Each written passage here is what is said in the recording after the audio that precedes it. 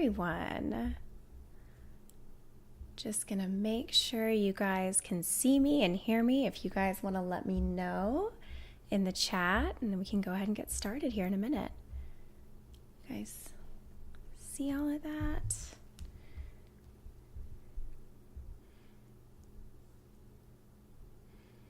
Take just a second to kind of let some more people filter in, but if you guys would like to let me know where you're joining from, I know we have people kind of coming from all over the world, and that would just be amazing to hear where you guys are all joining in from. And let me know that you can hear and see me okay.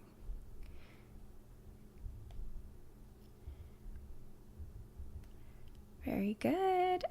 Hi. Mary says she's taking her exam today. Mary, I hope that you used our product and that you feel prepared. I think you should be confident if you did. Hello, Rick. Hi. Okay. The Philippines, Pennsylvania, Ethiopia, Connecticut, Georgia, Israel. All right. People from all over. Good deal. Well, we are going to be talking about case studies today, but just a couple minutes longer while we wait for some more people to show up, I want to ask you guys who are here, on a scale of 0 to 10, how comfortable are you with ABG interpretation? And we may or may not be interpreting an ABG result today, so I don't know, it'll be a surprise, but let me know, how comfortable are you with that right now? With 0 being I'm completely lost looking at an ABG, and 10, I could do it in my sleep.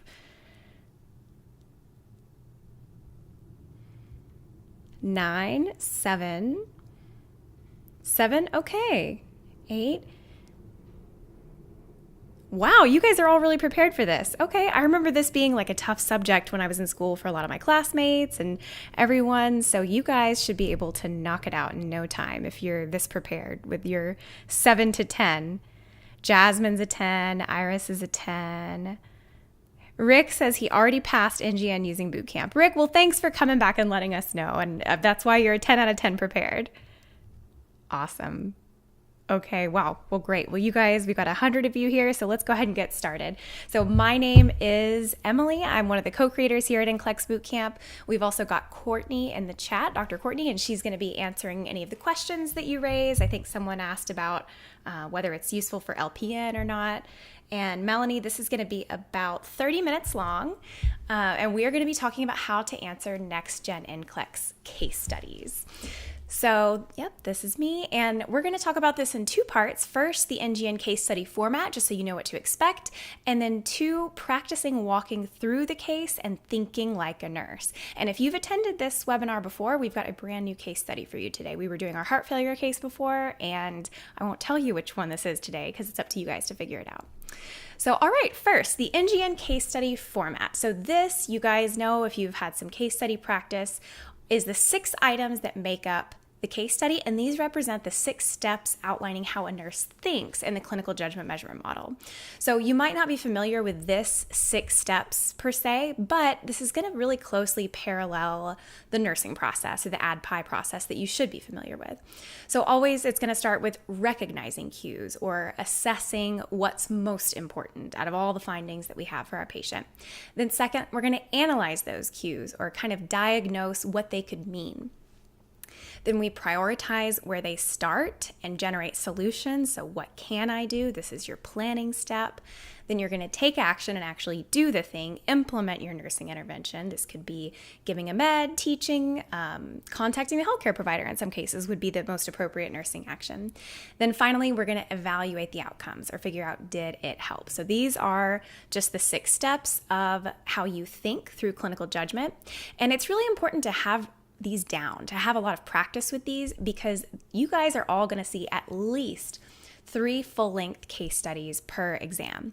Now, if you've had classmates tell you that they had like 5, 6 case studies on the NCLEX, that's possible, but there are only 3 scored case studies. If you get more than that, those are going to be the unscored test items. They're testing that case study on you to see if it's valid.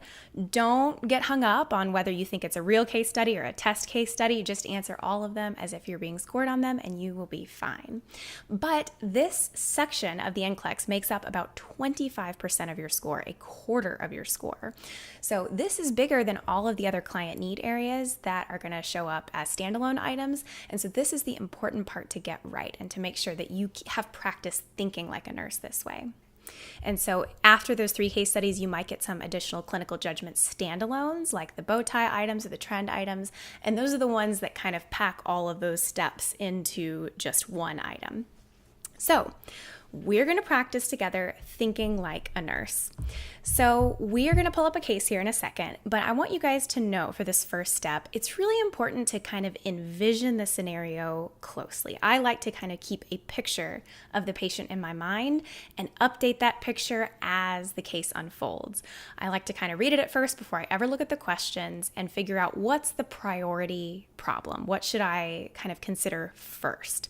And then each time the case study updates, you want to revisit that mental picture, because even something as simple as moving from the ER to the ICU or the ICU to the step-down unit can affect how you would answer the item. So just kind of keep in mind this picture as we go. So let's take a second and one moment. Not what I wanted to show you. Hold, please. So we are going to go in and do case 43. You guys don't get any hints about what that could mean. This is just case 43. So we're going to read this together, and as we go, I'm going to highlight some pieces that stand out to me as being potentially really important, or things that flag in your mind as like, oh, this is important, I need to remember it later. Now, on the real NCLEX, you won't be able to highlight things like this, but you're going to have your dry erase board that you can just kind of make notes on. So it's the same thing. We're just going to highlight it so you guys can see what we're doing. So, all right, we've got a 22-year-old in the emergency department. His mother calls 911 because she found him unresponsive at home. So that's not good. Then he comes to the ED. He's lethargic, confused, and he can't focus. He already has an IV when he comes in. He's nauseous with a fruity breath odor. So I think some of you already might know what this might be. If you have any ideas, you might drop it in the chat. And then we got his height and weight here. He's got sinus tach, lives alone. He's been quite sick over the last few days with nausea, and he's lost a lot of weight over the last few months. But she couldn't talk him into seeing the healthcare provider. And he recently had a bad bout of the flu a few months ago and hasn't bounced back. So he has a history of asthma and occasionally uses his steroid inhaler, but he doesn't have any other medical history. Okay, so remember, we're keeping a picture in our mind. So this is a 22-year-old. This is like college senior. He was unresponsive, lethargic, confused, nauseous. His heart's beating fast. He's got this fruity breath odor, and I guess he's really skinny, and he's otherwise mostly healthy except for asthma. So keeping this picture in mind. Then when we actually do our physical exam, we confirm he's lethargic, he's tachycardic. At least his lungs sound clear, but we have these deep, rapid respirations, which it looks like a lot of you in the comments already recognize what that could mean. So you've already stepped ahead to our next step, which is analyzing cues. Well done. And then his skin is pale, cold, diaphoretic. We've got poor skin turgor, dry mucous membranes. So what could that mean? Those of you who knew it was DKA, in somebody with potentially DKA, what would poor skin turgor and dry mucous membranes mean? Let me know in the chat. And then we've got hypoactive bowel sounds, 1+ pulses. So remember, all these things, in addition to our mental picture from the note, we can also see that he's pale, cold, diaphoretic, and this poor turgor and dry mucous membranes. Doesn't look like anyone's commented yet to tell me what that might mean. Dehydration. Rick got it. Rick, you're cheating. You already passed your NCLEX. No, I'm just kidding. Thank you, Rick, for coming back. So we've got some signs of dehydration too, and then our vital signs we look at. Temperature is okay. We knew he was tachycardic, breathing fast. Blood pressure is low but not too low, and pulse ox is okay. So, all right, we have this mental picture in our head. This college senior aged guy, dehydrated, sick, nauseous, lethargic, confused, breathing fast, and breath smells like fruit.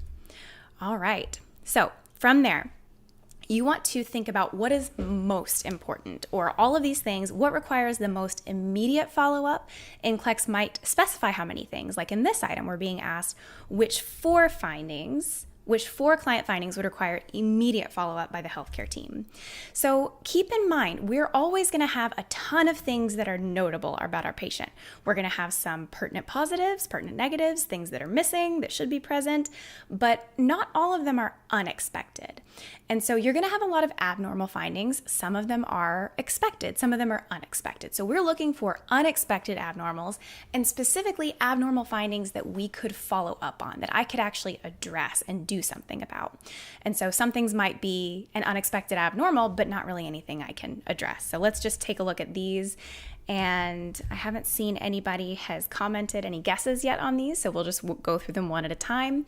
And whenever I've got which four or three or two, or any time that the NCLEX specifies how many options you should choose, you're not going to lose points by picking one that's wrong. So for example, if I read this and I am certain of three, you're not going to harm your score by guessing for the fourth, but you always want to shoot your shot and pick four, okay?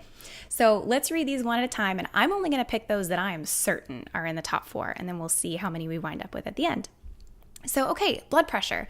Now, the blood pressure is 106/68, and he's an adult, so this should be that normal blood pressure range, but it's not too low, right? Hypotension is technically a systolic under 90, so this is a borderline low blood pressure, but he's not hypotensive yet.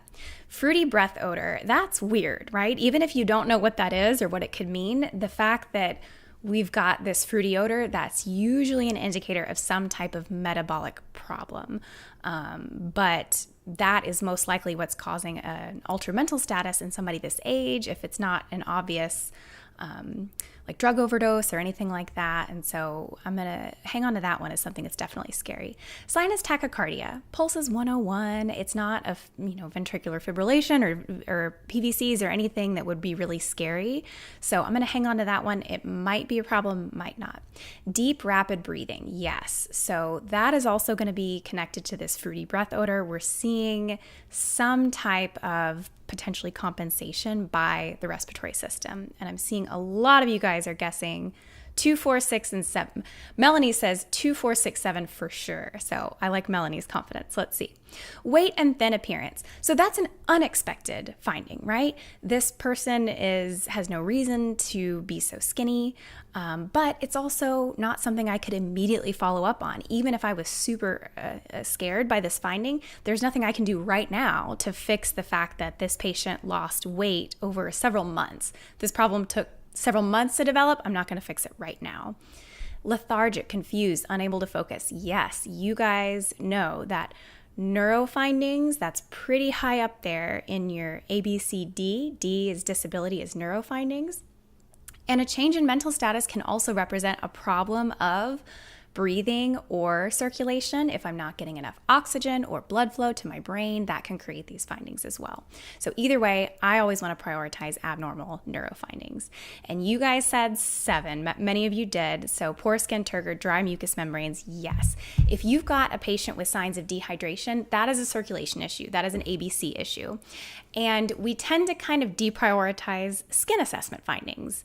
So the NCLEX isn't going to give you something super obvious all the time, like low blood pressure and you can't feel their pulses. It's going to be a little bit more subtle. Like in this case, poor skin turgor, dry mucous membranes. Those are clues for dehydration. So I wound up here with 4, fruity breath odor and deep rapid breathing, which we think is likely some compensation for a metabolic problem. And then this lethargy, confusion, inability to focus, which could be one of many high priority problems, plus some findings of dehydration. So well done, you guys. And I want to remind you that on the new NCLEX, you really do have to know your content, especially for the case studies. You could kind of lean into testing strategies more in the older NCLEX, but with the next gen format, you have to understand what you're looking at and understand the disease process to be able to figure out what's most important and answer the rest of these questions in the format. And so if you guys need some help with your content, I would really highly recommend you to go check out our new NCLEX cheat sheets that we've been working on for the last few months at Bootcamp for you. And Courtney is going to drop a comment in the chat box that's going to let you go download some of those for free if you don't already have a Bootcamp subscription. But that will help brush up your content as well as give you some really high yield tips and mnemonics and things for stuff that we know is going to show up on the NCLEX for you. So check that out if you haven't already played with those. Then next, we're going to analyze these cues or figure out what could it mean, or they would ask that as what condition are they experiencing or at risk for experiencing, what could cause these findings, or how would I know if this or that complication was happening. So keep in mind here the big picture problem, all right? Keep this whole picture in mind and don't interpret any one thing in isolation. So let's take a look at how they want us to do that here. So, okay, we need to complete this after we get our lab results. So let's add to this mental picture our lab results. We've got a white blood cell count that's a little bit high, a normal hematocrit, sodium is a little bit low, potassium is a little bit high, chloride's a little high, BUN, so we've got kind of elevated labs all over the place. Our glucose is 411, or for those of you internationally, 22.8. And then we've got our blood gas. So we're going to look at this together because this question is asking us to answer that we should recognize that their blood gas demonstrates which imbalance that is likely caused by which cause. And all right, so let us go through interpreting this blood gas together. And you guys said you're pretty confident in this, so we're going to move through it fairly quickly. I know people really like that mnemonic ROME, the respiratory opposite metabolic equal. I kind of like to think through it. We're going to talk about both ways. So let's first look at our pH, and our pH here is 7.12. Now that is low. So if I'm interpreting this, is my pH low or high? And a low pH is acidosis, right? So we can already get this far. We can eliminate these, and we're looking for the cause of this acidosis. And Yenny, Audra Marie, Gary, Harpreet, you guys are guessing metabolic, well, not guessing. I think you're making a very educated guess at metabolic acidosis. So let's look at that. If we're looking for respiratory opposite metabolic equal, let's see what our secondary imbalance is. So this just tells us about our oxygenation, which we're not really mainly concerned with right now. Our CO2 is normal at 38, and our bicarb is low at 12. So our pH is low and our bicarb is low. So those move in the same direction, or the equal direction. So in that mnemonic ROME, that suggests a metabolic imbalance. And sure enough, if I have a low bicarb, metabolic acidosis. So I'm going to agree with you guys, and we'll look at this one. Now, is it caused by metabolic acidosis, diabetic ketoacidosis, DKA, due to DKA? All right, somebody guessed respiratory alkalosis, and I want to point out this is an interesting thing with ABGs. So if I had Kussmaul respirations, that's that rapid, deep breathing. If that was my main problem, say somebody's just hyperventilating and they're breathing too fast, what kind of imbalance would that cause? That would blow off a lot of extra CO2, right? So we would see a low CO2, and that would create a respiratory alkalosis. So that isn't the cause of the problem here. And that is actually a form of compensation. So because we have a metabolic acidosis, something is broken with our metabolic system, our patient's kidneys and other metabolic processes aren't able to regulate their level of pH and bicarb. And so their lungs have to kick in to try and help. And so they're going to start breathing faster to try and get off all this CO2, which is considered acidic, to kind of correct and compensate. And yes, Rick says Kussmaul's is a compensatory response, not a cause. Exactly. So that is not the trick. It's not really a trick question. It's, do you understand what's causing the problem here and what's helping to fix it? And so you guys are right. This is caused by diabetic ketoacidosis. And if it was hyperglycemic hyperosmolar syndrome, what would the pH say? The ABG would tell us that it's normal, right? Because that's the difference between the DKA, which is the type 1 diabetic acute complication, and HHS, which is primarily the type 2 diabetic complication, because you have enough circulating insulin to prevent acidosis. So you don't have ketones, you don't have acidosis, your ABG is normal. So well done, good job, you guys. I guess I should check our answer. Yes, okay, good. So yeah, only 70% of our users in the bank got this right. So you guys you weren't kidding. You guys know your ABGs, awesome job. And so remember, if you don't remember DKA, the way this works is we don't have any insulin being produced in DKA.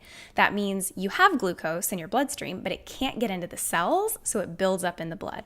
So it's low in the cells and really high in the bloodstream, so your body can't use it for fuel and starts metabolizing fat and protein really from your organs and tissues instead. So that has an acidic byproduct called ketone bodies that build up in your blood, and we have all this fat wasting, muscle wasting. That's why he looks so skinny, is because he's probably been surviving off of his own organs and tissues for a couple of months now. So we're going to see acidosis, and then from that really high glucose level in the bloodstream, that creates something called osmotic diuresis, where just because there's so many particles of sugar in the blood, it starts pulling water out into the urine, and so then they get dehydrated. So we're going to see these two things with DKA, acidosis and dehydration. And I think you guys see those findings in this patient scenario. So next, we're going to prioritize hypotheses or figure out, where do I start? And they might ask, what is the client most likely experiencing, at risk for, or what should I do first? And when I'm trying to prioritize actions, patients, or anything, I kind of like to ask myself this question: if I can only do one thing and walk away, or see one patient and ignore the rest, who is it, or what action am I going to do? And so let's figure out how they want us to prioritize hypotheses here. All right, so now in this case, we're being asked, the nurse should first address the client's nausea, leukocytosis, which is the high white blood cell count, hyperglycemia, or fluid volume deficit, followed by which of those? So we need to pick our top two. Which one do we want to address first? Which one do we want to address second? And then after we start to treat it, what do we expect their potassium level to do? To increase, decrease, or stay the same? So do you guys remember, for prioritization, what do we want to prioritize for this patient? Remember, we've got two things going on, two big things going on. And that is, let's take a look. We have our DKA, which is acidosis and dehydration, and the source of all of these is that we can't really get glucose into the cells. And you guys are, fluid deficit, fluid volume deficit. And I agree, because that, although it's not the primary problem here, it is the priority problem. That is an issue of circulation. It kind of doesn't matter what my blood sugar is if I don't have enough circulating blood volume to perfuse my brain, my kidneys, my tissues. That is an emergency. So yes, we are going to first address their fluid volume deficit. And then you guys said hyperglycemia first. And I agree, hyperglycemia, because remember, that is kind of the root of what's causing this dehydration problem. And how would I fix it? How would I address, you guys said fluids, to give fluids. How would I address their hyperglycemia?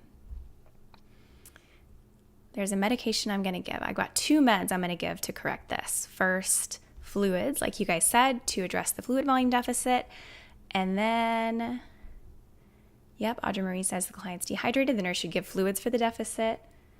Hope's getting ahead.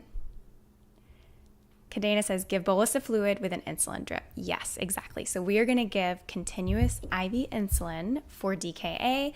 And when we give insulin, what is the potassium going to do? And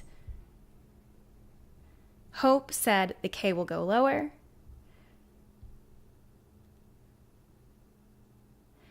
E-Review says, if I had said hyperglycemia first, then fluid volume deficit, would I get it wrong? Yes. The idea is that you're prioritizing in this step. In step 3, you are picking, what do I do first and second? And so if you'd said hyperglycemia followed by their fluid deficit, then you would be delaying addressing the circulation issue, and that'd be putting your patient at risk. And everyone is saying decrease the potassium, and that is right. And that's really, really important to remember. So we got this correct. That's really important to remember, because low potassium can cause those dangerous dysrhythmias. So basically, insulin is responsible not only for carrying glucose into the cells, but also carrying potassium into the cells. And so when you've got really, really high hydrogen ions or acidic blood, your cells try to balance this by just pulling in, kind of collecting and storing away as many hydrogen ions as they can to pull them out of the bloodstream and try to kind of buffer that really, really low pH. And then we give insulin, and then the potassium is going to shift into the cells. So that's why we tend to see high potassium before we treat in DKA and then low potassium afterward, because we've pushed it into the cells. So that's something important to anticipate. Very good.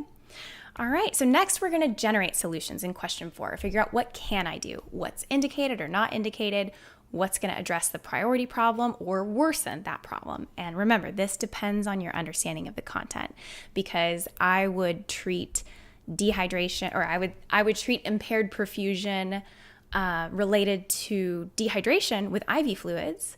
But if I tried to treat impaired perfusion from heart failure with IV fluids, I would overload my patient. So you really have to understand why you're doing each thing and seeing each thing. So let's look at that here. In question 4, we've given a bolus of IV fluids, transferring to the ICU. Now for each of these potential orders, click to specify whether the order is anticipated or not anticipated in the care of the client. And so let's take these one at a time and obtain blood cultures. So we get blood cultures when we're worried about what problem, when we're trying to diagnose a very specific problem. And it's another problem that can cause signs of low perfusion if it ends in shock.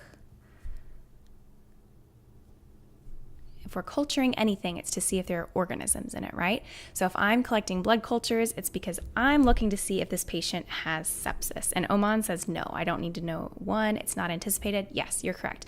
We don't want to do wasteful diagnostic studies. This would waste time. We don't have any reason to give this patient blood cultures. We don't have a fever, and then the only sign of infection that we might have is this high white blood cell count, but that can happen with inflammation too, and we've got obvious inflammation in this patient. Good. Monitor mental status hourly. Yes, right? We've got an abnormal mental status. We're told this patient is lethargic, confused, and when we're giving IV fluids, we can cause some rapid shifts in fluid shifts, including with the brain. So when you're treating DKA, you're watching for signs of cerebral edema. So they come in and they're lethargic, and our treatment is going to be putting them at risk for cerebral edema. So it's very important to monitor their mental status. Now, am I going to feed this patient right now? Do I want to initiate a carb-controlled diet? And you guys said 2 is anticipated. You guys are excited. I love all caps from Peter and Cadena. 2 is anticipated. All right, so remember, if I feed this patient, not only is he nauseous, but I'm trying to really tightly control his blood sugar. So yes, you guys are correct to say no. I might eventually do this, but this patient is not ready to eat. That's going to set us back by raising his blood sugar and making him more nauseous. Continuous cardiac monitoring. Yes, we talked about how our treatment is going to be lowering the potassium level. The potassium level was already elevated when he came in. And so anybody who has an electrolyte imbalance with potassium, you want to make sure that they are on the cardiac monitor. So good job. Monitor INO. Yes, we've got a dehydrated patient with poor skin turgor, likely low urine output. We've got tachycardia. So we've got signs of dehydration, and we're giving an IV fluid bolus. So our fluid balance is a major thing that we're addressing here, and we want to do this. Monitor the capillary blood glucose hourly. Yes, we want to check the blood sugar every hour and make sure not only that we're giving them enough insulin, but almost more importantly, we don't want to give them too much insulin and drop their blood sugar. So that's the other big thing we're monitoring when we're treating DKA. It's their mental status and obviously their INO and blood sugar. Those are our kind of big 3. So that's correct. Do I want to collect the serum potassium every 2 hours? Yes, just like we're worried about the glucose going too low, we're worried about the potassium going too low as we give insulin to push it into the cells. So we're watching that and making sure that we're not causing hypokalemia. Then a continuous IV insulin infusion pump, yes. So we're going to give continuous insulin. You never hang insulin, heparin, potassium, or any other high-risk drug to gravity. These always go on an electronic infusion pump. So this is correct as well. Then continue IV normal saline at 500 mils an hour for the next 2 hours. Yes, this patient needs a lot of fluids. They become very dehydrated from this. So we've given an IV fluid bolus and we need to continue giving IV fluids. So, all right, this is a lot of work. This patient needs a lot of things, and this is a very critically ill patient with circulation and metabolic issues. So we don't need to worry about infection. We need to keep them in PO. And then while we're giving IV fluids and insulin, we're watching their mental status, their heart rhythm, their INO, glucose, and potassium. So this is a big monitoring patient. And we're correct. Okay, so next we're going to take action or actually do the thing. They want to know, what will you do? Should you do it? How should you do it? And in this case, you're an experienced nurse now, so you've been a nurse for a little while, and you're supervising a new graduate nurse who's preparing an IV insulin infusion. So high risk med. I already told you guys that that's not an option here. So we already told you that we have to give it on a pump. That's one of the things we do to keep them safe. But which action by the new grad nurse would cause us to intervene? So we are looking for something they're doing that is unsafe, that makes us want to stop them and correct them. All right, so do we want them to verify the concentration of regular insulin in the IV bag? Yes, and in fact, we need to do that together. Most facilities that you guys will work at as a nurse, when you're giving a high-risk medication, it requires like a 2-nurse sign-off. So 2 people actually look at it and go through your 10 medication rights together. So that's correct. I'm going to cross this one out because I don't need to intervene for that. Sorry, my keyboard's messed up. Then, am I going to verify that 50% dextrose is available to reverse hypoglycemia? Yes, if I accidentally give them too much insulin and drop their blood sugar, now their cells in their brain aren't getting enough glucose. So you need to treat that with that 50% dextrose, which if you guys have ever given it, it's like syrup in a syringe and it's really thick to push. So yep, 50% dextrose, have it just in case. Then waiting for a second nurse to verify the dose before starting the infusion. Yes, that's a very important safety step to have that second line of defense looking behind you. Then finally, request an order to add dextrose to the IV fluids once glucose is under 100. So we do, remember, worry about creating hypoglycemia, giving too much insulin, and it might seem counterproductive to add dextrose or add more sugar to somebody who already has a super high blood sugar, but hypoglycemia is more dangerous than hyperglycemia. And Oman is right. He said that's it's answer 4 because 100 is low. Rick says yes, right. We want to be a lot more cautious than this. We want to make sure that before it gets below 100, we're adding some dextrose to the fluid so that we aren't dropping their blood sugar too fast. And we're only checking their blood sugar every hour, right? So we're not going to know that there's a problem until maybe an hour later. So this would cause me to intervene. I would say, no, we need to do this once the glucose falls under 250. So as soon as their sugar gets under 250, we change their IV fluids and could just continue to slowly taper. Well done, you guys. You guys weren't kidding. You do know your stuff. All right, then I'm evaluating the outcomes, figuring out did it help or was it effective or what signs would indicate a complication. And we're almost done here. All right, so now we've got this update. We're going to read it again here. So this is after, looks like overnight. So they were admitted around 5 p.m. Now it's around 3 a.m. And we've got some new complaints. And we're asked, click to highlight the findings in the nurse's notes that would indicate the client is not progressing as expected. So we are looking for unexpected findings that aren't in line with a normal recovery course. Complains of leg cramps and weakness. Based on the things 2 questions ago that we talked about complications we're worried about, because we're worried when we're treating DKA that we're going to see hypoglycemia, cerebral edema, maybe hypokalemia, possibly even fluid overload if we give fluid too fast. So leg cramps and weakness, does that fit with one of those complications that we've been monitoring for? Let's go on to the next one. We've got vomited 50 mils of clear fluid. Our potassium level is 2.5. Yes. Hypokalemia. Beansy says hypokalemia. Aishia, you guys know it. Right. So we have accidentally given our patient hypokalemia through the treatment. It happens. That's okay because you're an experienced nurse, remember, and you recognize it. So potassium regulates your muscle contractions. So that's going to show up as leg cramps. You might have abdominal distension, hypoactive bowel sounds, and your heart is a muscle too. So you're going to see irregularities in the heart rhythm or the strength of the contraction. And so this creates big problems. But yes, leg cramps and weakness, that tells me hypokalemia, vomiting along with this abdominal distension, hypoactive bowel sounds. Our glucose is 225. And when they came in, where's my glucose? It was 411, then 325, now 225. I think that's normal. I honestly can't remember, you guys, if this was a correct or an incorrect option. But from the look of this, we've gone down from 411 to 325. There's nothing I need to do about this. That's expected. At this point, I would just switch their IV fluids, but this is an expected thing. I expect to see their glucose going down, not too low. I expected to see their potassium going down, but not this low. So I'm going to leave this unselected. Then my cardiac monitor shows ST depression, flattened T waves, prominent U waves, and occasional PVCs. So that heart is getting irritable from that low potassium level. Then our heart rate's irregular. Yep, that's those PVCs. So we've got heart rate irregularities.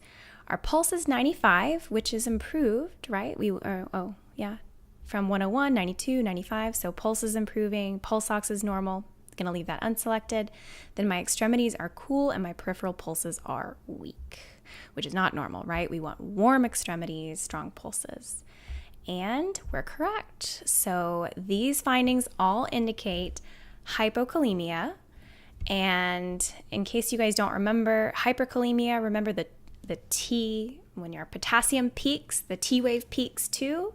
So we see that really tall T wave is classic for hyperkalemia, and it's sort of the opposite for hypokalemia. So it dips in and stretches out and is prolonged. So we've got signs of hypokalemia, and what would you guys do to treat it? Yeah, we would need to give potassium, right? We actually need to replace the potassium and continue to monitor that. Great. So guys, that's it. You guys did so well. I'm actually really, really impressed. And I hope that was helpful. Please go check out our cheat sheets. Go check out some of our free case studies. If you guys don't already follow us on our social media, please go ahead and do it. And actually on our Instagram and TikTok, we've started putting out these little previews from our cheat sheets where we show you the top 2 or 3 testable things about different topics. So that's a lot of fun and really helpful if you guys haven't already followed us there. And also join our Facebook group. You can kind of invite your friends to this as well, so you guys can have a little bit of community and support there while you guys are all studying for the NCLEX together, have questions about the platform. And check your comments, check our comment section, because Courtney is going to give you guys a discount code for 10% off of a bootcamp subscription if you'd like. And I was so happy to have you guys join today. You're so, so welcome, everyone. Thank you for showing up. Follow us. And Hope says, give K-Riders. Exactly. Hope, I can tell you're already working in the hospital. So, all right. Great job, you guys. Thanks again. And y'all have a good rest of your day and hopefully enjoy some spring weather wherever you are.